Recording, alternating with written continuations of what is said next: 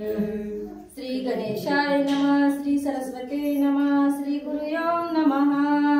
मंत्री परिचारक पायदळ जान, स्वार झुंजार कारकुन, नाना वेश मुलास दाखवून, राजचिन्हे करीतसे। गुरुनाथ महाराज की जय। परिस्थिती होती ज्या वेळेवर आता हे लेकरू मोठं झालेले हे क्षेत्रावर जरी असलं तरी यानं काय करायचं, एखादं नाव मंत्री ठेवायचं, सेवक ठेवायचे, असे जसे राजाचे राजचिन्ह होतं तशी ज्या वेळेला या भर्तरीनाथानं वाटणी करून देऊन खेळ खेळत होते, खेळले। बोला। तरी खेळ नवे भविष्य होणार, होय भाग्याचा संस्कार, जैसे ज्याचे भाग्य पर, चिन्हे उदय पावली। ज्या वेळेला हा खेळ न पाहणारानं विचार केला आणि आपण ऐकालो या परिस्थितीमध्ये कसं होतं की याचा पुढचा जे होणारा हिशोब आहे, कारण याच्या कारकिर्दीतून याच्या वागणुकीतून असं भविष्य होतं। बोला पुढची वर। तरी असो राजचिन्ही खेळ खेळता बाळपणी, तो एके दिवशी आरोह होनी, काष्टशालिके पळताती। ज्या वेळेला असं खेळत खेळत खेळत खेळत खेळत काही दिवस गेले निघून, गेल्याच्या नंतर जे आपले व्यापारी होते आणि ते व्यापारी जंगलामधून असे जाऊ लागले, झाले गेल्याच्या नंतर चुकलं तर सांगा जा। पळती ते वाता कृती, मुखे हो हो करून म्हणती, हो हो म्हणून थापटीती, काष्टशालिके अश्वाते। ज्या वेळेला परिस्थिती होती हे लाकडाचे घोडे केलेले होते, त्या लाकडाचे घोडे केल्यावर गावात खेळ खेळत बसायचे, कसं गेले जंगलामध्ये, गेल्यावर आता आपणच पळायचं आणि त्या काटकायच्या मानाला हाणायचे, थांब थांब थांब, हो हो हो हो म्हणून थापटायचं, असा याचा खेळ चालू होता। बोला। ऐसे खेळता सांडुनी क्षेत्र, धावती भरले काननी सर्वत्र, एकात विपिनी खेळ खेळत, सनिग्ध कोणी नसेची। ज्या वेळेला काही पळून गेले, आता एखाद्याच्या ठिकाणावर हा खेळ खेळू लागले, खेळताना सोबत दुसऱ्या गावातलं कोणीच नव्हतं। बोला।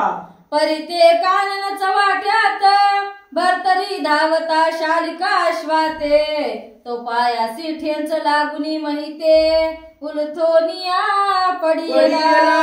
ज्या वेळेला परिस्थिती होती की आता हे खेळत खेळत काटकाचं घोड आहे व की खेळता खेळता ठेस लागली, पायाचं बोट फुटलं, फुटल्याबरोबर पडल्याबरोबर बोला। पडिला मही कासावीस, होऊनी सांडिले शुद्ध बुद्धीस, नेत्रे विकासुनी महिते, दाविता झाला तक्षणी। ज्या वेळेला संजय पोरवतेत पडल्याबरोबर पांढरे डोळे केलेत, डोळे केल्याबरोबर बाकीच्यानं पाहिल्याच्या नंतर ते श्वेत वर्ण पाहुनी नयन, अर्भके पळाली भये करून, मनती भरतरी पावला मरण, भूत होईल आता।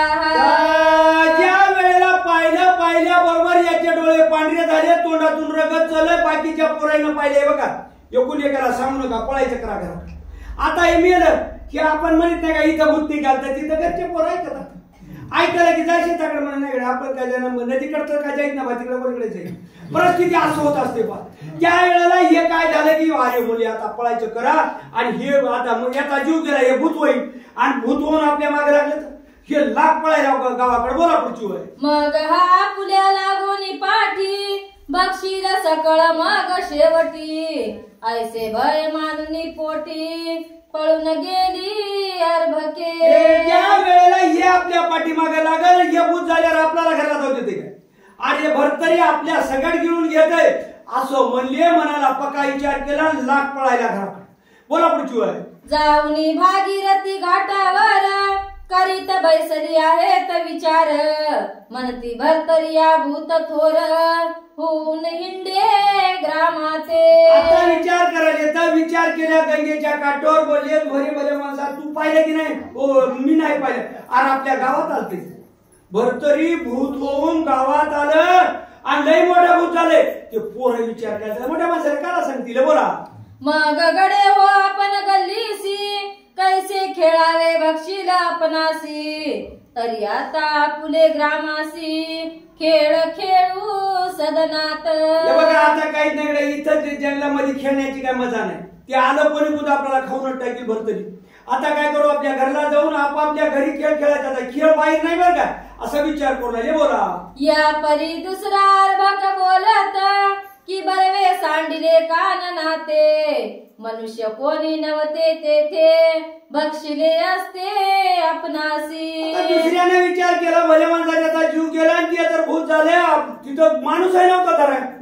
आणि आपल्याला जर त्या भरतरीनं खाला असत आपण काय केलं. बोला पुढची वेळ. ऐसे अर्भके घाटावर करीत बैसले आहेत विचार.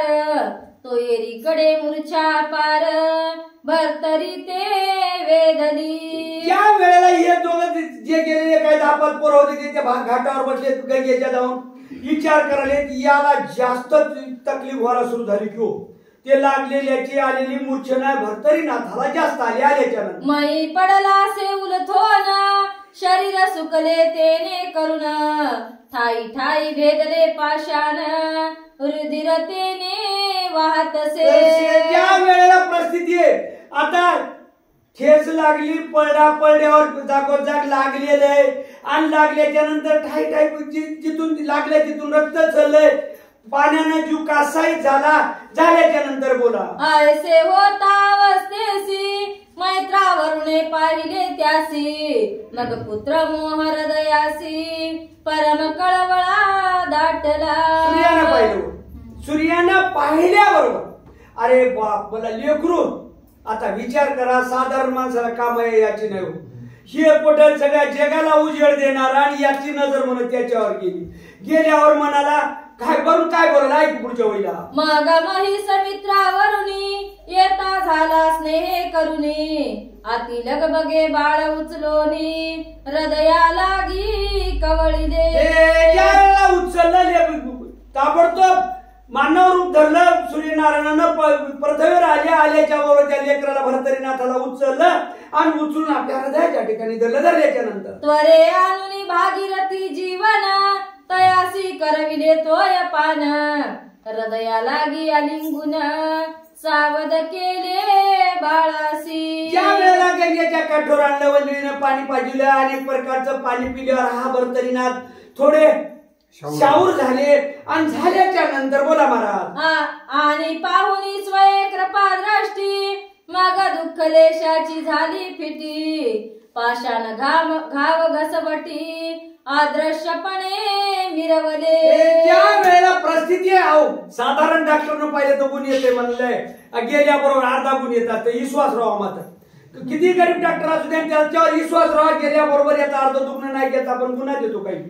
मात्र विश्वास नाही याच्यानं काय होतं म्हणलं की काहीच होत नाही. परिस्थिती आहे ज्या वेळेला पाहिल्याबरोबर जेवढं लागलेलं होतं ते पूर्ण जखमा नाहीशी आहे.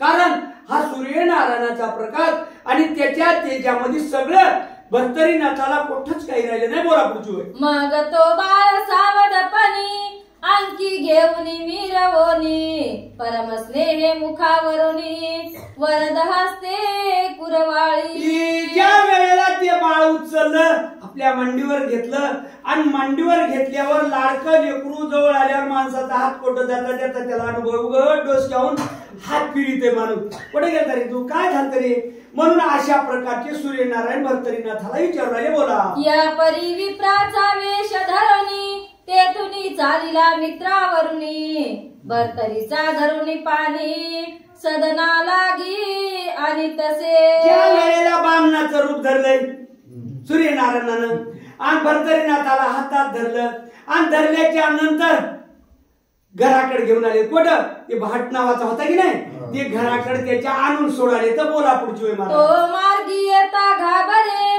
पाहते झाले सर्व किशोर. पाहताची म्हणती भूत थोर होनिया आला रे. ज्या वेळेला परिस्थितीवरती मार्गी येतात मग वाटलं हे भरतरीनाथी आले पण या पाहणाऱ्याला वाटायला खरोखर भूत पोरायला नाही जगालाच. विचार करून पाहिजे या वयीचा अभ्यास करा की तुम्ही ज्या वेळेला खरं जे धन आहे ते भूतासारखं दिसायला हो. कुठं जावं बाबा काय आपलं होईल काय नाही त्याच्यावर विचार चालू आणि घरी काय होणार नाही. पण ती विचार चालू त्या विचार पोरायचा चाललेला परिस्थिती अरे बाप भरतरीला भूत होऊन आला की म्हणजे माहिती नव्हते एकूण एकाला खुनू लागले बघा. ऐसे म्हणून आरडोनी पळता ती अति भय करोनी आपुलाले सदना जाऊनी भय दडती संधीते. त्या वेळेला असं म्हणल्याबरोबर घरला गेल्याबरोबर मायबाप बाहेर लेकर घरात जाऊन आपले बदडे पाहून झोपी गेले. बोला पुढची. येरीकडे मित्रावरुनी सदनी आला त्यासी घेऊनी माता रेणुकेसी पाचारुनी मने सांभाळी बाळा ते. ज्या वेळेला परिस्थिती आहे सूर्यनारायणानं आणलं आपलं बामणाचं रूप धरून इतकी अवघड वस्तू आहे. बामणाचं रूप धरून लेकराला घरला आणलं लेकरू याचं आहे किरायाचे माणसं आणि त्या किरायाच्या तुमचं आहे म्हणून म्हणता की नाही. बघा आता हे बघा त्या रेणुका मातेला घरी येऊन सूर्यनारायण काय बोलाले ते ऐकू आता. ते रेणुका प्रेमळ सती पाहता विप्र दिव्य मूर्ती वस्त्रासन टाकून निघुती बैसविले त्यावरी. त्या वेळेला ती रेणुका निर्मळ सती अरे सती होती म्हणून देवाला सेवा करायला मिळाली नाही का. वैचा भाव ती रेणुका निर्मळ सती ती माऊली असणारी घरामध्ये काय होतो हा काहीतरी पोपट करून राहिलेले होते. जे कपडा असेल ते टाकला आणि ब्राह्मणाकडे पाहिले आनंद वाटला माऊलीला आणि वाटल्याच्या नंतर त्या कपड्यावर बसविल्याच्या नंतर मग मने बाळका करी कवळून आणले तुम्ही मोहे करून तरी सकळ संशय सोडून नामाभिधान मज सांगा. ज्या वेळेला परिस्थिती होती जी असे पतिव्रता तिची देवावरी सता मनगट धरायला सुरुवात केली सूर्यनारायणाचं. महाराज मग लेकरू तुम्ही प्रेमानं आणून थोर सोडलंय पण हा कोठले कोण्या कुळातले आम्हाला थोडं सांगितलं तर बरं होईल अशी विनंती करायली. बोला. येरी म्हणे ओ सती ऐका या बाळाचा मी असे जनक म्हणून स्नेहाचे दोन दिक तरी तुझ पासी आलो मी. कारण जे खरं आहे ते खरं लपत नाही. मग मात्र सूर्यनारायणाला त्या विषयावर प्रेम आला की बाबा हा बाई असणारी इतकी प्रेम भक्ती मनाची निर्मळ नाही का. भक्तीला दुसरं काहीच लागत नाही. मग सूर्यनारायण प्रसन्न होऊन सांगितले रेणुके माते मी या लेकराचा बाप आणि बाप असल्यामुळं मला माया निर्माण झाली म्हणून या लेकराला घेऊन तू या घरापर्यंत आलो. बरोबर जे मला तरी बाळ तुझ कारण काया वाचा केले अर्पण परी तुही आता संशय टाकून संगोपन करियाचे. कळो येई अंतर नाही न सांगता कळो येई अंतर.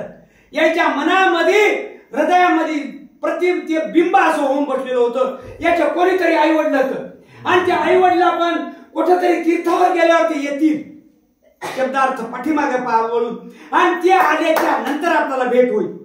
जयसिंग नावाचा भाट आणि जी रेणुका नावाची मालकीन जी होती त्याची माता आल्याबरोबर याने काय केलं महाराज सांगितलं. कोण सूर्यनारायणानं मी याचा बाप पिता प्रेमानं घेऊन आलो पण तू मनातला संशय अजिबात ठेवलो सगळा टाकून दे आणि 3 वेळेवर कायेनं वाचेनं आणि मनानं तिन्ही कार्यानं तुला संपन्न केलेला आहे. तू याच्यातला संशय सोडून दे असं रेणुका मातेला कोण सूर्यनारायण बोलला. बोला पुढची वेळ. ते ऐकून बोले ऐसे तुम्ही बाळकाचे जनक कैसे येरी म्हणे ओ अनायासे कथा ऐक बाळाची.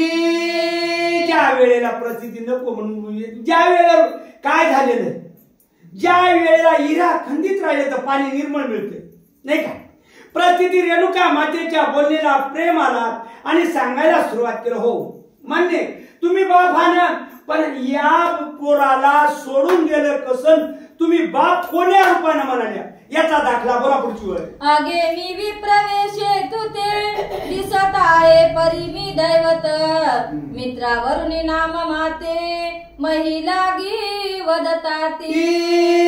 बसल्याबरोबर हा विषय झाला. भेटी व्हावी संगती साधूची नाही सज्जनाची. त्या वेळेवर परिस्थिती होती तरी केवढा दैव आहे रेणुकेचं. तुला जरी वाटत असल मी ब्राह्मण हो खरं बोलावं का नाही त्यात का बोलायला लागले? निर्मळ भक्ती आहे. मी सूर्यनारायण हो, सूर्यनारायण दैवत हो, मी ब्राह्मण झालो आणि तू यापासून लेकरू घेऊन आलो. बोला पुढची वय. मग मुळापासून तिथे कथन भरतरी पात्र व्यक्त जनन हरणी स्तनीचे संगोपन सकळ निर्णय बदलासे. ज्याला भर्तरीचा पात्रामध्ये भर्तरीनाथाचा जन्म झाला आणि जन्म झाल्यावर हे लेकरू तिथं ट्या लढू लागलं आणि लढ्याच्या नंतर हरण आलं आणि त्या हरणाला माया आली आणि माया येऊन या लेकराला घेऊन गेलं. हा सूर्यनारायण कथा सांगू लागले. बोला पुढची वय.